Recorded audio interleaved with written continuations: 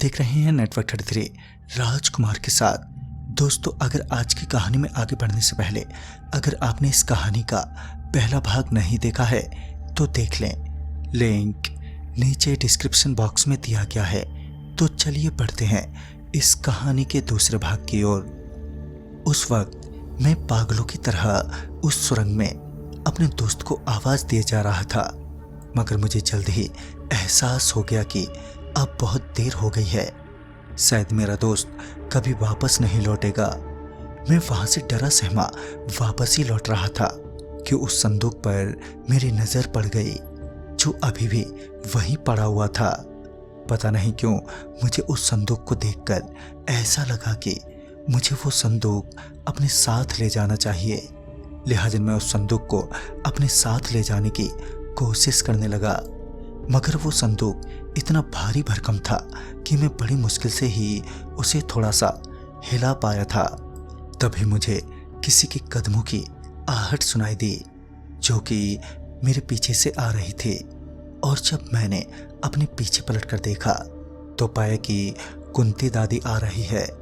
दरअसल कुंती दादी गांव की सबसे बुजुर्ग औरत है। 113 साल की उम्र में भी वो आज भी चलती फिरती हैं। उनकी उम्र के कारण उन्हें सभी गांव वाले कुंती दादी ही बुलाते हैं।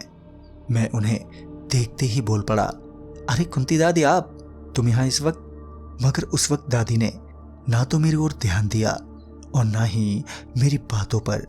उनका पूरा का पूरा ध्यान उस संदूक पर था। वो उस संदूक को ऐसे देख रही थी कि मानो वो पहले भी कभी वो संदूक देखी हो। और जब कुंती दादी ने मेरे से कहा, बेटा ये संदूक कहाँ से मिला, तो मैंने कुंती दादी को सब कुछ बता दिया।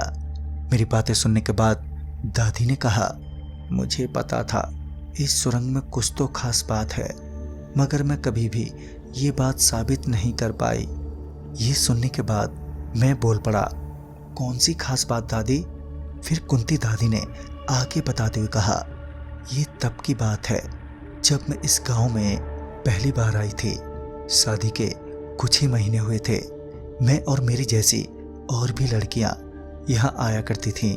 फिर हमें इस सुरंग में एक बार 2 औरतें नजर आईं इसी संदूक के साथ। जब हम लोग उनके पास गए तो उन दोनों औरतों ने हमसे पूछा, ये कौन सा स्टेशन है? ये सुनकर हम थोड़ा चौंक गए थे, क्योंकि स्टेशन जैसा शब्द हमारे लिए बिल्कुल ही नया था उस वक्त के लिए।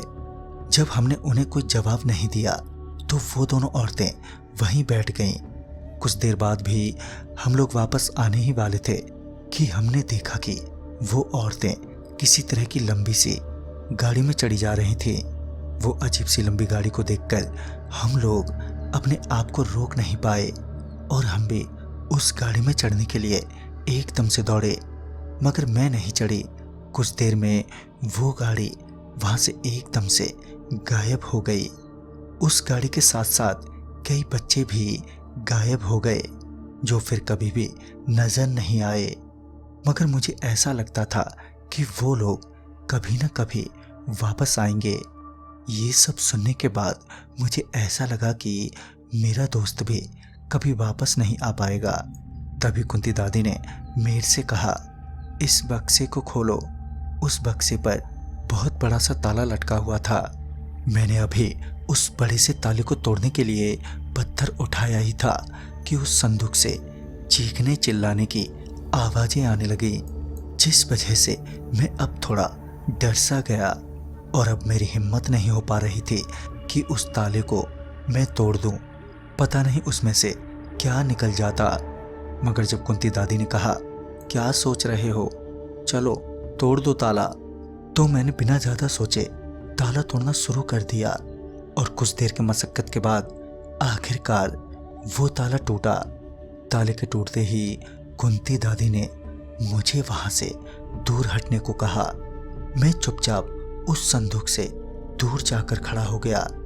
मेरे दूर जाते ही कुंती दादी उस संदूक के करीब गई और उस संदूक को खोला। संदूक के खोलते ही वो आवाजें बहुत ही तेज हो गईं, मगर कुंती दादी अपनी जगह से थोड़ा भी नहीं हिली। फिर कुंती दादी ने अपना एक हाथ उस संदूक में डाला और जब उन्होंने अपना हाथ बाहर निकाला तो मैं उनके हाथ में किसी और का हाथ देखकर चकरा गया। तो दोस्तों, कुंती दादी के हाथ में ये किसका हाथ था और आगे क्या होने वाला था, ये सब जानने के लिए देखना ना भूलें इस कहानी की अगली कड़ी कल रात 9 बजे। तब तक के लिए बाय एंड टेक केयर।